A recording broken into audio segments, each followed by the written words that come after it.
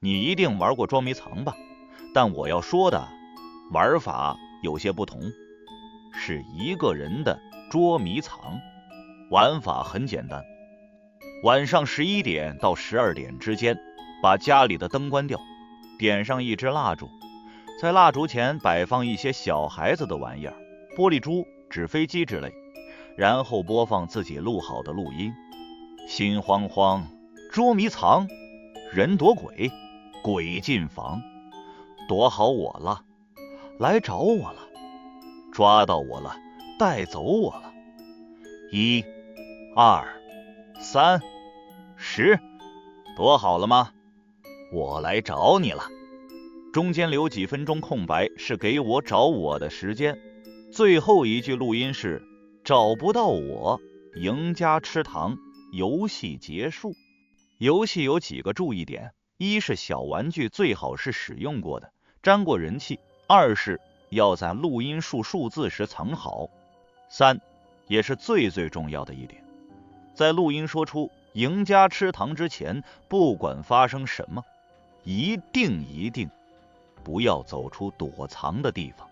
第一次听到这个游戏时，我就很感兴趣，认真地记住了细节，但转头也就忘了。直到前段时间我在家宅了好几天也无所事事，每天闲出个鸟来，突然想起了这个游戏。无聊之下，我决定试一试。蜡烛家里常有，防备停电用，录音也好办。我对着手机很快就录完了。为了加大难度，我还故意把中间的空白时间留到了10分钟，但最后的小蓝句却让我有些为难。翻箱倒柜找了半天，才在杂物箱里看到了几个玻璃球，似乎还是小学时候玩过的了。一切准备妥当，我点上蜡烛，摆好玻璃球，播放录音，然后小心翼翼地躲到了衣柜里，平静呼吸，听着柜门外传来的声音。心慌慌，捉迷藏，人躲鬼，鬼进房，躲好我了，来找我了，抓到我了，带走我了。虽然说是找刺激，但我打心眼里没相信真的会发生啥，因此一边听着录音，还有心情评判一下自己的嗓音。别说，还挺有磁性的，有当声优的潜质啊。正这么想着，随着一句我来找你了，声音戛然而止，屋子里瞬间安静下来，只剩我细微的呼吸声在衣柜里起伏。蜡烛的光亮透过衣柜的缝隙吝啬地洒进来一点，却依旧是漆黑一片，什么也看不清。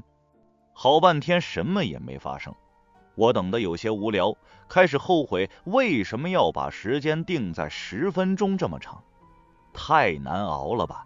早知道带块手表进来看看时间也好啊。我有些不耐烦了，这游戏难不成又是一个谣言而已？话说过去多久了？似乎不止10分钟了吧。百无聊赖之下，我开始数秒计时。当我数到601秒的时候，突然一惊，加上我之前的时间，至少也有15分钟了吧？为什么还没结束？我还没来得及想怎么回事，衣柜缝隙里透出的光突然一阵晃动，然后在我诧异的目光中被黑暗一点点吞噬下去。蜡烛灭了，不可能，窗户和门都关得好好的，绝不会有风。这只也是耐用的型号，至少也能燃烧半个小时才对。把可能性一一排除，我突然反应了过来，难道是捉迷藏的他们？咕噜噜的声音在衣柜外响了起来，动静不大，但在寂静的屋子里格外清晰，听起来就像是玻璃弹珠在地板上滚动。是我桌上的玻璃珠掉下来了吗？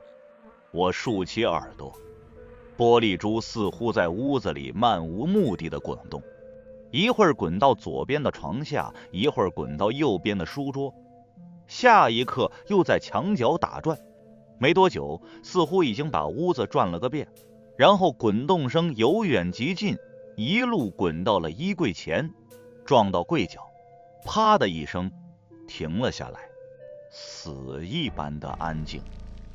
他就站在衣柜前吗？捉迷藏有没有发现我？我下意识屏住呼吸，不敢发出一点声响。过了好一会儿，没有任何动静，我有些放松，想着对方是不是已经走了。这个念头刚刚升起，沙沙的摩擦声突然响起，这是有人在用手掌抚摸衣柜的门。一声轻笑透过衣柜传到我的耳边：找到你了。是我自己的声音，但我对天发誓，我的录音里绝对没有这句话。摩擦声越来越急促，似乎在催促我走出衣柜，但我牢牢记着游戏规则里的一句话：绝对不能走出躲藏的地方。往衣柜里又缩了缩，右手紧紧握住一只木质衣架。如果那个东西要进来，这可能是我唯一的武器了。对方似乎也不耐烦了，开始用力的挠门。他似乎有着尖利的指甲，衣柜门被挠得嘎吱作响。所幸似乎限于游戏规则，对方无法把衣柜门拉开，只能越来越急躁地挠着。我把手里的衣架横在胸前，随时准备做最后一搏，虽然可能并没有什么作用。在这紧张的气氛中，一个声音突兀地响了起来：找不到我，赢家吃糖。挠门声蓦地一顿，那个东西似乎很是懊恼地重重跺了下脚，也可能不是，因为声音有些奇怪。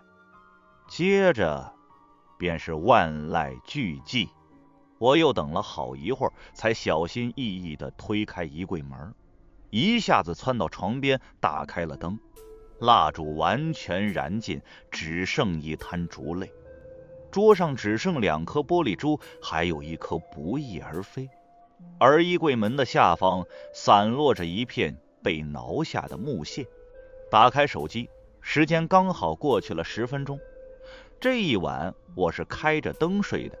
我本以为这不过是平淡生活里的一丝调剂，也就这么有惊无险地过去了。但几天后，我却开始做一个奇怪的梦。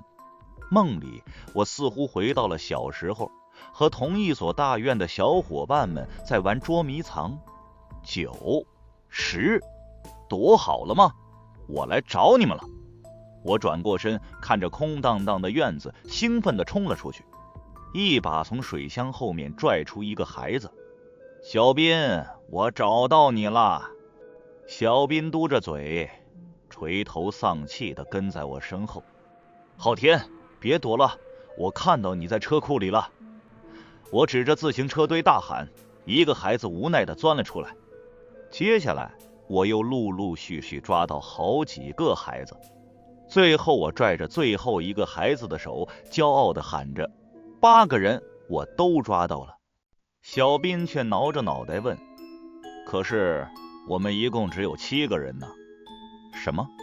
我一愣，一个个数了一圈，不算我，明明有8个。你一定数错了，不算你，我们只有7个人。昊天这么说着，大家也纷纷附和。怎么会多了1个人呢？我怎么也想不明白。指着他们一个个报上了名字：小斌、昊天。数到最后被我拽着手的这个孩子，我突然愣住了。你是谁？我怎么不认识你？他低着头看不清脸，身上的衣服和我们格格不入，显然并不是大院里的孩子。我怎么把陌生人也捉出来了？昊天他们却纷纷嚷嚷：阿川，你在和谁说话？我们什么也没看见呀！他们有些害怕，喊我赶紧回家。我从小胆子大，这时候牛脾气又上来了，执拗地凑过去：喂，你把头抬起来，让我看看。陌生孩子肩膀抖动了一下，然后慢慢地抬起了头。我揉揉眼睛，定睛往他脸上看去，一片平滑，没有五官。哦！我尖叫着从梦中惊醒，吓得一身冷汗，好半天才平静下来。这个梦太可怕了，肯定是前几天玩的游戏让我心有余悸，才会不自觉做这样的梦吧。打开手机，意外地发现小炮群里已经闹翻了天。这个群里都是我们一帮从小玩到大的大院子弟，群名取自几年前大火的电影《老炮儿》。不过随着大家散到各地，群里几个月也不见得有人说话。现在刷出几百条消息倒是难得，我好奇地翻看着，好半天我才勉强弄明白，似乎是个叫张志伟的人要结婚了，大家欢天喜地起着哄，说到时候一定灌得新郎没法洞房。可我却不自觉皱起了眉头，这个张志伟到底是谁？怎么好像大家都认识他，只有我没听说过？没有多想，我立刻把这个疑问在群里发了出来。阿川，你开什么玩笑？小斌发了条语音，笑骂道：你装什么失忆？谁不知道你和志伟关系最铁了？我一愣，连忙辩解：你记错了吧，我完全不知道这是谁啊。昊天凑热闹发了个暴慢表情，然后回道：你该不会是看到志伟的漂亮老婆嫉妒了吧？接着群里的聊天内容就一发不可收拾的偏了题，从新娘的长相一路偏到了哪个女明星最好看，让我都插不上话了。最后大家相约下周六婚礼上好好聚聚，一起把张志伟灌趴下。我依然迷迷糊糊摸不着头脑，但想到和大家好久不见，也就答应了下来。或许我应该在婚礼上见见这个张志伟，到时应该就能水落石出了吧。刚到酒店，昊天就张开双臂给了我一个大大的拥抱。他身高将近1.9米，这一下猛地抱上来，差点没让我窒息。我嫌弃地推开他，问道：小斌他们呢？早就到了，都在里面坐着呢。昊天搂着我肩膀嘻嘻哈哈走，跟我去见见新人。你是不知道，新娘子那叫一个美呀！正好我也想知道这个张志伟是何方神圣，顺势跟着昊天走进了宴会厅。一进门就看到位置最好的酒桌上围坐着一圈年轻汉子，众星捧月般簇拥着一个西装革履的男生，想来就是新郎张志伟了。看我走来，大家纷纷举杯示意，张志伟也微笑着迎了过来。我看着他一张普普通通的脸，没什么特色，怕是扔进人堆就找不着了。张志伟搂着我肩膀，一副熟络的样子。阿川，你总算来了，今天这个日子我最想见的就是你了。可我依然有些迷糊，我还是没有想起这到底是谁。不知谁喊了一声新娘来了，大家咋咋呼呼地迎了过去。我转头去看一个穿着婚纱的漂亮姑娘翩翩走来，精致的五官略施粉淡，更显光彩照人，确实是个极美的女孩。张志伟挽着她的胳膊，我来介绍一下，这是我最好的哥们儿阿川，他可是我的救命恩人。女孩微微一笑，冲我点点头。你好，叫我静静就行了。志伟总是和我提起，你今天终于见到本尊了。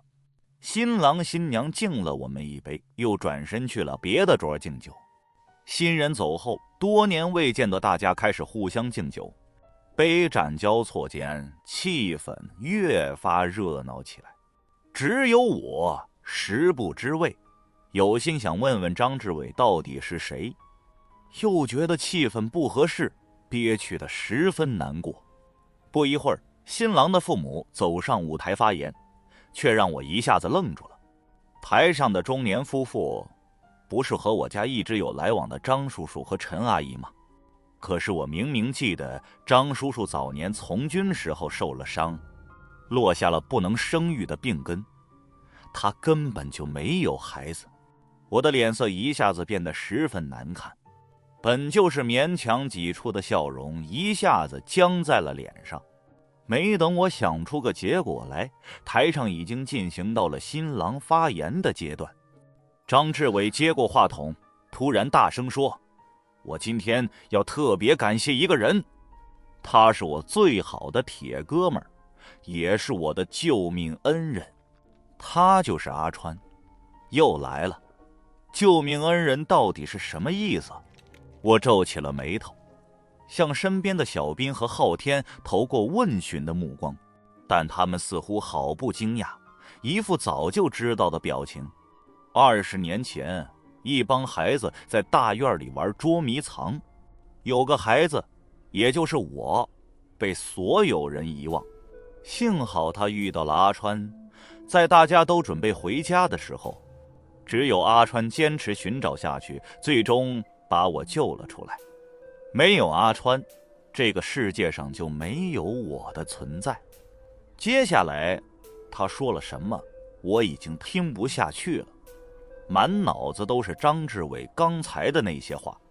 捉迷藏，捉迷藏，我又想起来几天前的那个噩梦，想起了梦里多出来的那个没有脸的小孩。奇怪的是，一般梦里的事情，醒来不久就会完全忘记，但这个梦的细节却一直在我的脑海里扎根。我仔细把梦的内容重新过了一遍，突然发现了一件令人不寒而栗的事。梦里那个孩子的衣服与我们格格不入，但此时看来却分外熟悉。这分明就是一件带着纸花的西服。我猛地抬起头，盯着西装革履的张志伟。没错，就是他。婚礼一直持续到了傍晚，大家陆陆续续散去，我却厚着脸皮没走，直到看见静静扶着烂醉如泥的张志伟走了过来。看到我，他愣了一下，不好意思地笑了。我来帮你吧。我接过张志伟，扶着他跟在静静身后，试探着问：静静，你和志伟是怎么认识的？静静的脸上露出羞涩的晕红。我有一次去山里踏青迷了路，怎么也找不到出来的办法，是志伟救了我。我低下头没有说话。这么说来，静静其实也不知道张志伟的过去。该死，这个张志伟是怎么做到让所有人都接受他的存在的呢？就连张叔叔都莫名其妙认下了这个儿子。我去把车开过来，麻烦你帮我照看一下志伟。走到酒店后门，静静歉意地拜托我，然后走向了停车场。我扶着烂醉的张志伟，感受到他的体温触感都和常人无异，也有些奇怪，他到底是不是人？等了一会儿，静静还没回来，我也有些累，扶着张志伟坐在地上。只听啪的一声，他西装口袋里似乎有什么东西掉了出来，一路滚进了一条昏暗的小巷子。我犹豫了一下，站起身子朝小巷走去，想把那东西拿回来。大街上路灯照得一片亮堂，但小巷子里却伸手不见五指，外界的灯光似乎在踏进小巷的瞬间被吞噬一空。我跟着那样东西一步步地走进小巷深处，这里似乎已经被废弃，到处是各种垃圾和破旧家具。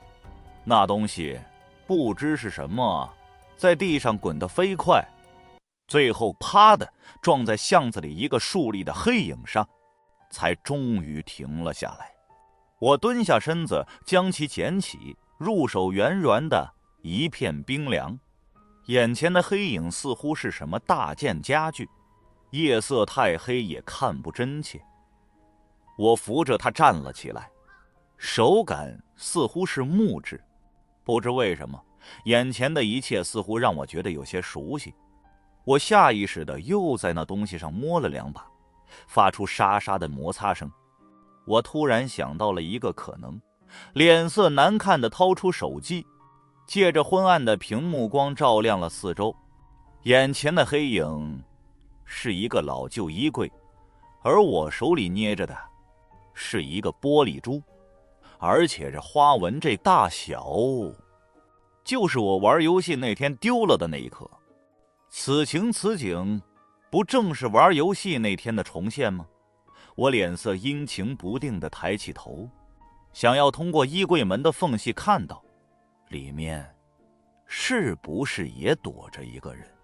小巷门口突然有脚步声传来，我扭头看去，一个高大的身影走进了巷子。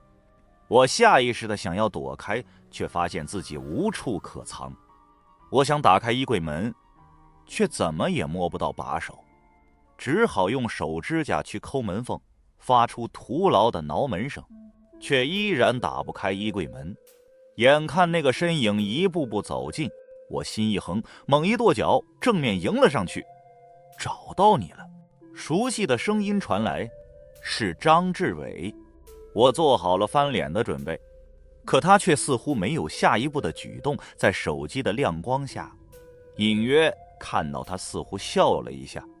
张志伟看了一眼我手里的玻璃珠，转身朝外面走去。静静把车开过来了，我们出去吧。我紧握拳头，玻璃珠在手里咯吱作响。张志伟，你到底是什么东西？大院里一帮孩子正在玩着捉迷藏游戏。90，躲好了吗？我来找你们了。穿西服的孩子转过身子，开始在院子里寻找其他人。我蹲在水箱后面，偷偷露出半个脑袋查看情况，又迅速低头躲了回去。不知道为什么，我心里对这个游戏有些排斥，但为了与小伙伴们合群，也只能硬着头皮玩这个游戏。小斌、昊天，大家一个个被抓了出来，围在西装男孩身边又笑又跳。1、2、6、7，大家都被抓到了，现在只剩我了。我捂嘴偷笑，自己的躲藏能力还不错嘛。奇怪的是，西装男孩捉到7个孩子之后，却没有再去捉我的意思。大家围在一起闹了一会儿，居然向着回家的方向走去。怎么回事？不来找我了吗？我有些着急，也顾不上游戏，赶紧跳了出来。喂，你们还没捉到我呢。西装男孩转过头，满脸疑惑地看着我。你是谁？我们人都齐了啊。大家纷纷笑着附和。对啊，我们人齐了。这时小斌的声音传来，阿川，我们快回家吧，不然你爸妈该着急了。我心里一喜，果然还是哥们儿靠谱。刚想应答，却看到西装男孩点了点头。我们走吧。不，他不是阿川，我才是阿川。我急得满头大汗，想要喊那个西装男孩的名字，好半天才终于想了起来，张志伟。我猛地从梦中惊醒，一身冷汗，环顾四周，原来叫醒我的是通话铃声。大半夜的，会是谁？接通后，是静静颤抖的声音：阿川，你能来一下我家吗？我好怕。难道是张志伟终于露出马脚了？这下看我揭开他的真面目。我心里一喜，忙不迭地起床穿衣，一边在电话里安抚静静：你保护好自己，我马上就到。一路疾驰后，我站在张家门口，深吸一口气，按响了门铃。没多久，静静一脸倦容地打开了门。你来了，快进来。我气都顾不得喘匀，焦急地问：张志伟呢？他出什么事了？静静瞪大了眼睛。志伟他不在家呀。我一愣，他不在家？那你害怕什么？静静脸上露出后怕的神色。把我拽到卧室，指着角落的衣柜，里面好像有东西在动。又是衣柜，我皱起眉头，一言不发地站到了衣柜边。突然手臂一凉，静静紧紧地抱着我的胳膊，身子不由自主地颤抖着。我有些尴尬，想把手臂抽出来，但静静抱得太紧，而且还挺舒服的，闻着她身上传来好闻的香水味。我心里挣扎了一下，索性不去管她，用另一只手拉开了衣柜门。衣柜里什么也没有，我仔仔细细检查了好几遍，才在柜门下方找到了几处划痕，似乎是用指甲抓出来的。放心吧，已经没事了。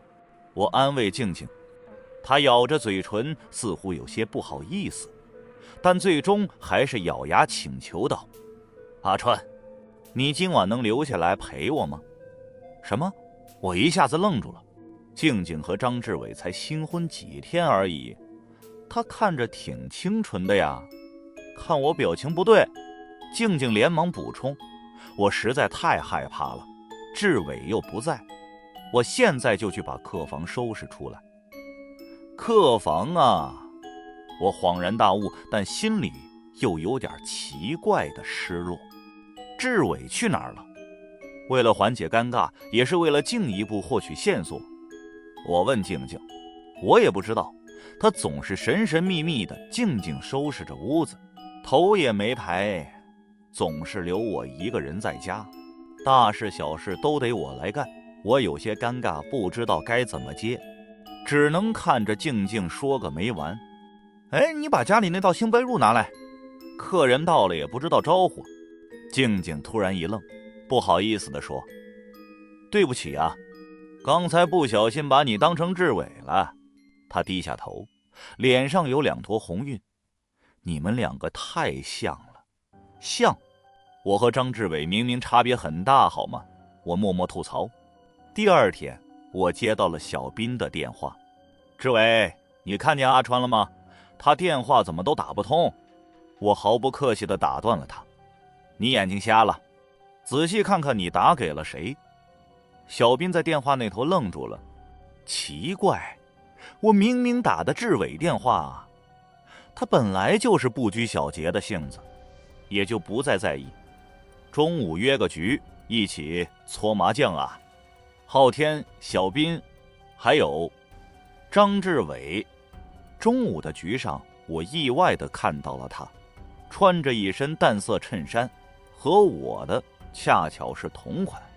嘿，不愧是好基友，还穿情侣装。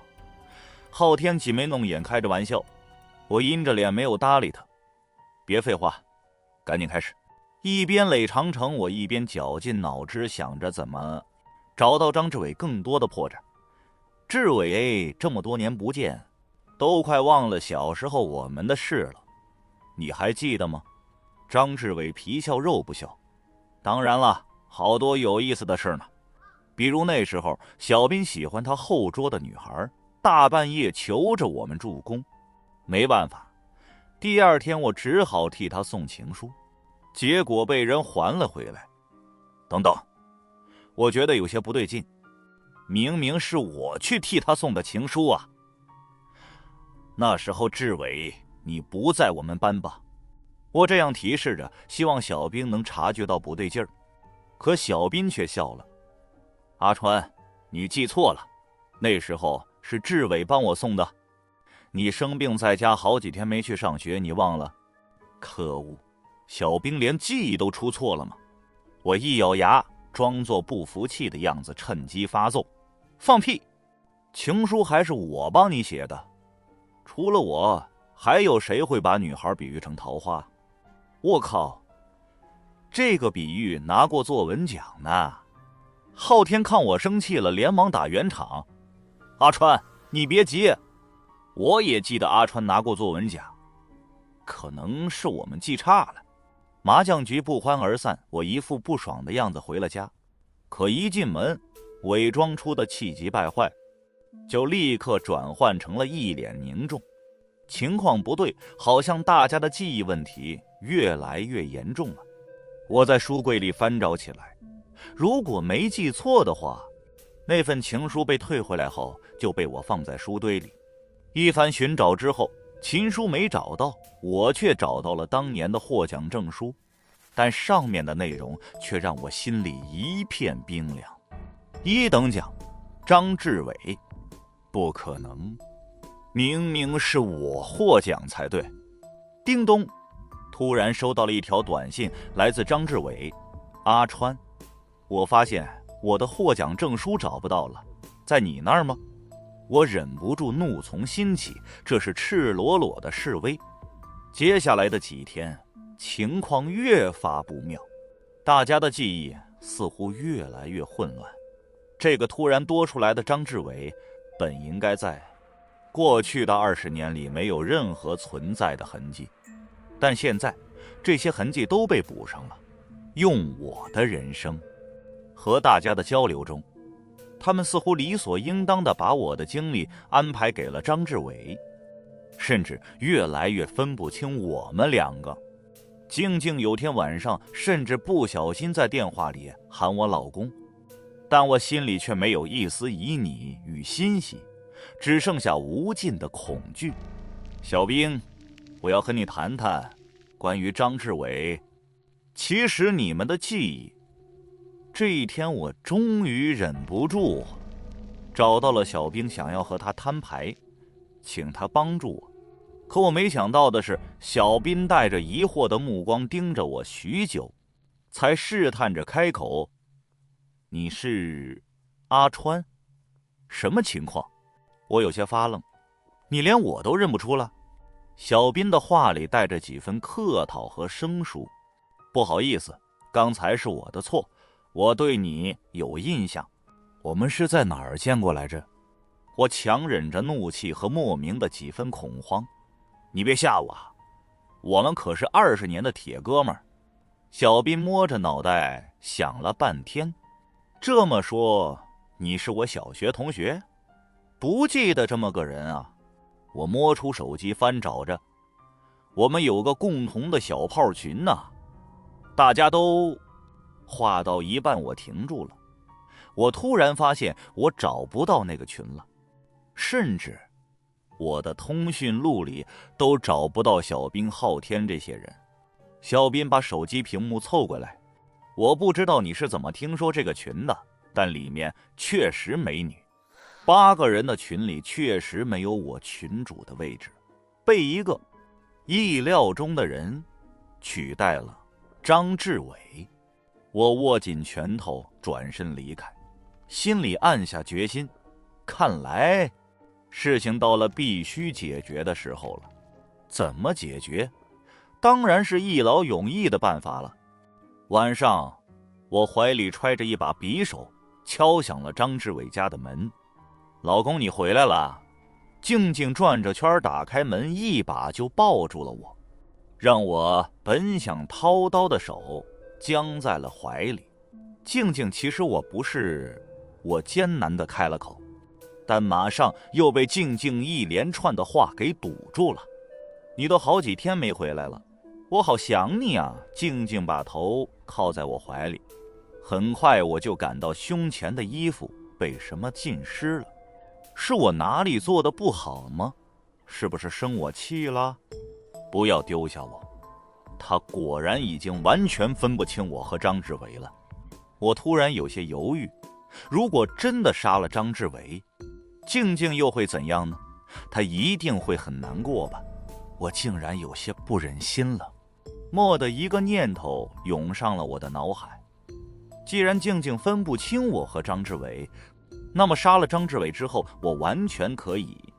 看着他姣好的面容，我的喉结不易察觉地动了一下。现在我更有理由杀了他了。但听静静刚才的话，张志伟已经很久没回家了。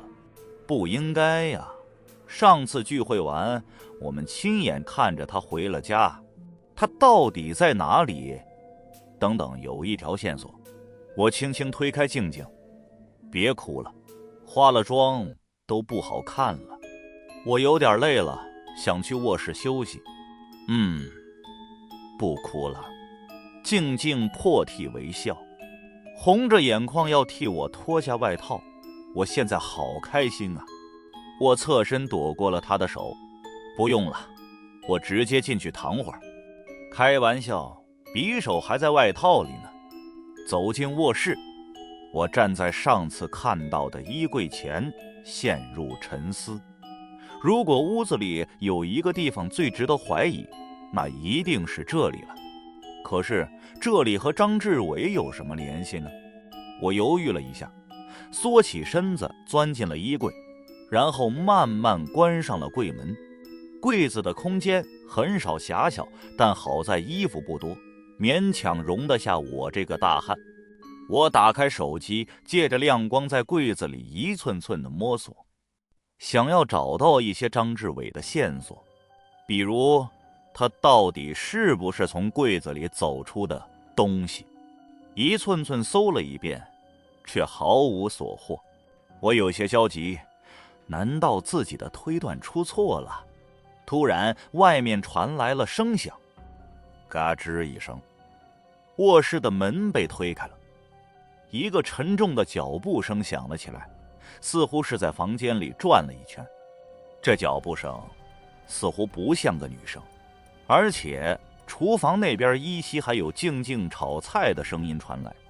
我紧张地屏住呼吸，听着脚步声一点点靠近衣柜，然后戛然而止。是张志伟吗？他想要做什么？我握住了一只木衣架，打算拼死一搏，但柜门并没有被拉开，只是有沙沙的声音在柜门下方响起，似乎是对方用手指轻轻挠了挠门板，但这个力度感觉像是在打招呼。脚步声再度响起，却是逐渐远去。我深吸一口气，推开柜门走了出去。柜角处有2个用指甲刻下的字，谢谢。静静裹着围裙走进来，老公，吃饭了？我抬头问他，家里还有别的男人吗？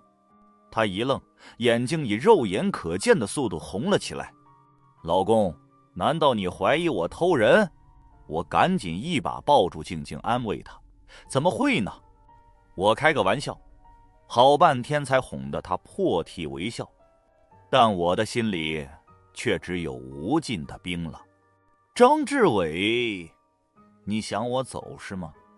我偏要留在这里。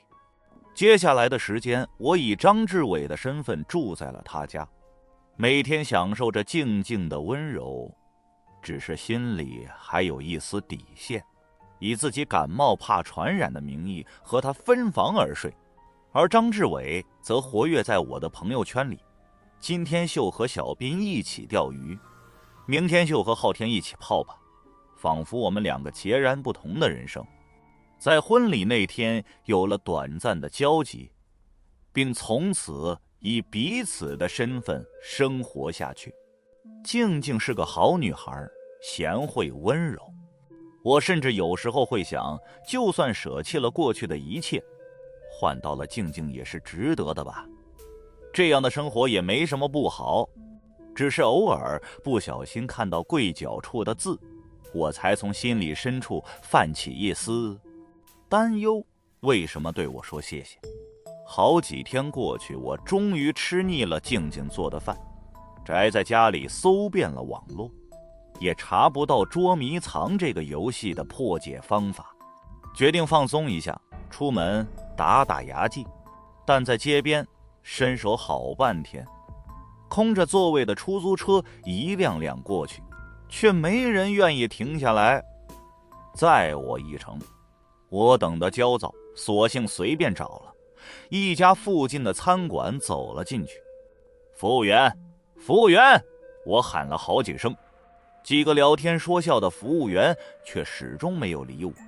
我忍不住走到他们身边，拍了拍其中一人的肩膀。你什么意思？听不见我说话？那人的表情一致，疑惑地看了看四周。怎么了？同伴好奇地问。奇怪，好像有人拍了我一下。别闹了，大白天的瘆得慌。几人表情都有些扫兴，换了个地方继续聊天了。我却如坠冰窟，僵在原地动弹不得。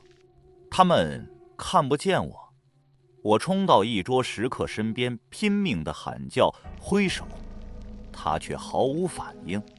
甚至当我忍不住一拳打在他脸上的时候，他也只是皱着眉头环顾四周。我去夺他手里的碗，使足了劲道，却动弹不得。对这个世界而言，我仿佛突然成了透明人，不，空气人。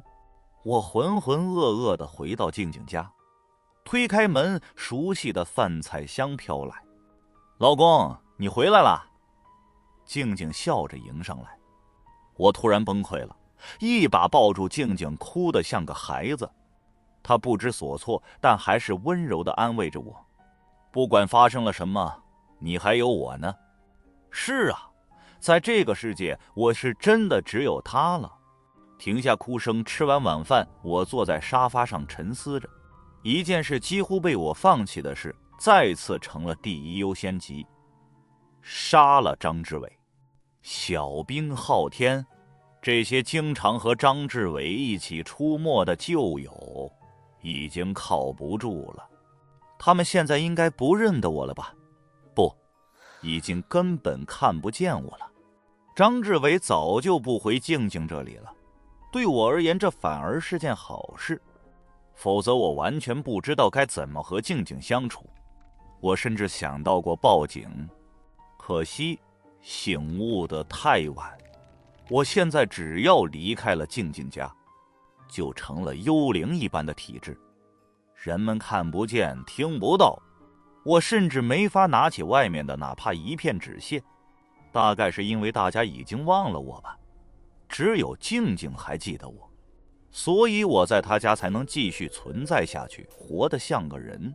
我只剩最后一个办法了，捉迷藏。只要再玩一次捉迷藏的游戏，张志伟一定会出现。如果我在他寻找我的时候推开柜门，是否就能和他坦诚相见了呢？我找了个借口，让静静离开了家，揣着匕首躲进了衣柜。心慌慌捉迷藏，人躲鬼，鬼进房。躲好我了，来找我了，抓到我了，带走我了。录音慢慢播放着，随着一句“我来找你了”，脚步声在卧室里响了起来。脚步声逐渐来到柜门前，我的呼吸急促起来，把匕首在手中越握越紧。终于，脚步声在柜门前停了下来。我大吼一声，猛地推开门，冲了出去。昏暗的房间里，蜡烛的微弱光芒晃动着。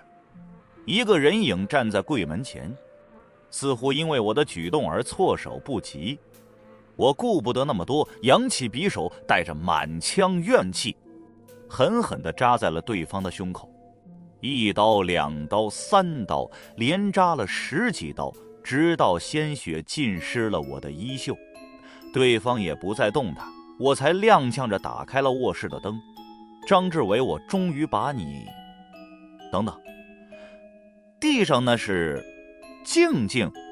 我瞪大了眼睛，不敢置信地看着地上的尸体，他的脸上还有着惊恐与疑惑。温热的鲜血从胸口流了满地，但身子已经不再动弹。他的脚边散落着一包新鲜龙眼，其中几颗滚落出来，撞到了衣柜的门边。没错，我是以自己想吃龙眼的借口，让他去城市的另一头买。可是怎么回来的这么快？曾经听过的警告突然在脑海中浮现。在录音说出赢家吃糖之前，不管发生什么，一定不要走出躲藏的地方。不应该的，我本来是想杀张志伟。对，张志伟。我激动地想要站起来，拼命挣扎，不管手铐把我的胳膊勒得生疼。有个叫张志伟的，他是我召唤出来的鬼，他夺走了我的身份。老实点儿！中年警官不客气地呵斥。脸上满是怒色。13刀啊，整整13刀！你个禽兽，那可是你的新婚妻子。边上的年轻警官也忍不住补充，他临死前拼命挣扎，甚至把衣柜底部都挠出了划痕。法律不会放过你的张志伟！我连忙辩解，我不是张志伟，我是阿川，张志伟只是我骗静静的。不信你们去查，你们可以去问小兵，去问昊天，都是因为真正的张志伟拿走了我的一切，才会。两位警察对视一眼，脸色似乎有些古怪。年轻警察犹豫了一下，才试探着问：你之前做过精神状态判定吗？1天后，我在本市的精神病院得到了警方的调查结果，患者张志伟孤儿，由复员军人张某收养，童年由于捉迷藏被伙伴遗忘，留下了巨大的童年阴影，长期压抑下产生了名为阿川的第2人格。某年某月某日，在进行所谓通灵游戏时，病情复发，藏入衣柜中，残忍杀害了新婚妻子。不可能！我一把将报告扔到地上，大声嘶吼：我是阿川，我不是张志伟。在我捉迷藏之前，他根本不存在。精神病？怎么可能？我过去20多年的记忆难道都是假的？不，明明都是这个游戏召唤出了恶魔。可是，假如，我是说假如，我是真的精神出了问题呢？我陷入了迷茫中，颓然地低下了头。啪的一声，一样小东西从口袋中掉了出来，咕噜噜地滚到了我的脚下，是一颗玻璃珠。心慌慌，捉迷藏，人躲鬼，鬼进房。你玩过捉迷藏吗？我来找你了。